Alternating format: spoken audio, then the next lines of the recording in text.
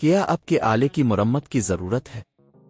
ہم مفت تشخیص پیش کرتے ہیں بغیر کسی فون سفر کے آپ کے دروازے سے لے کر واپس کرتے ہیں۔ مرمت سے پہلے قیمت بھیجتے ہیں اور صرف آپ کی منظوری کے بعد آگے بڑھتے ہیں۔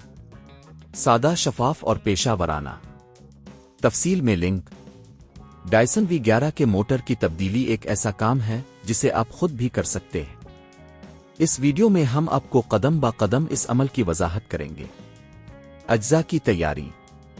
پہلے آپ کو کچھ بنیادی اوزار درکار ہوں گے۔ سکریو ڈرائیور سیٹ، پلیئر، نیا موٹر جو آپ نے پہلے سے خریدا ہو، کچھ ٹشو کپڑا۔ پہلا قدم، ویکیوم کو بند کریں۔ سب سے پہلے یقینی بنائیں کہ ڈائسن V11 کو بند کر دیا گیا ہے۔ اس کے بیٹری کو نکالیں تاکہ کوئی بھی حادثاتی طور پر چل نہ سکے۔ دوسرا قدم، کور کو کھولیں۔ اب آپ کو ویکیوم کے اوپر والے حصے کی سکریو کو کھولنا ہوگا۔ سکریو ڈرائیور کا استعمال کرتے ہوئے تمام سکریو نکالیں اور پھر کور کو ہٹا دیں۔ تیسرا قدم، پرانے موٹر کو نکالیں۔ جب آپ کور ہٹا دیں گے تو آپ کو موٹر دکھائی دے گی۔ موٹر کی جڑوں کو دیکھیں اور پلیئر کا استعمال کرتے ہوئے ان کو نکالیں۔ اب موٹر کو باہر نکالیں۔ چوتھا قدم، نیا موٹر لگائیں۔ نئے موٹر کو اسی جگہ پر رکھیں جہاں پرانا موٹر تھا۔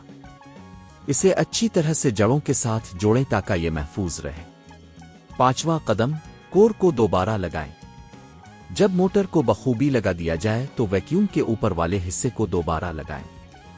سکریو کو واپس لگائیں اور اچھی طرح سے چیک کریں کہ سب کچھ ٹھیک ہے۔ چھٹا قدم، بیٹری لگائیں۔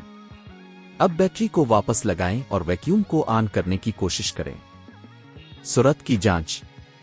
ویکیوم کو کچھ منٹ کے لیے چلا کر دیکھیں کہ آیا یہ صحیح کام کر رہا ہے۔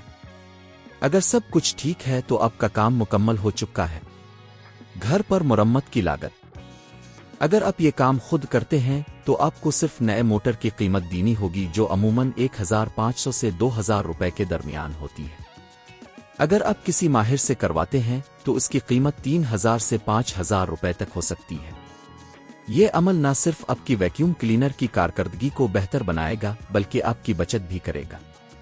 کیا آپ کے آلے کی مرمت کی ضرورت ہے؟ ہم مفت تشخیص پیش کرتے ہیں بغیر کسی فون سفر کے آپ کے دروازے سے لے کر واپس کرتے ہیں۔ مرمت سے پہلے قیمت بھیجتے ہیں اور صرف آپ کی منظوری کے بعد آگے بڑھتے ہیں۔ سادہ، شفاف اور پیشہ ورانہ۔ تفصیل میں لنک۔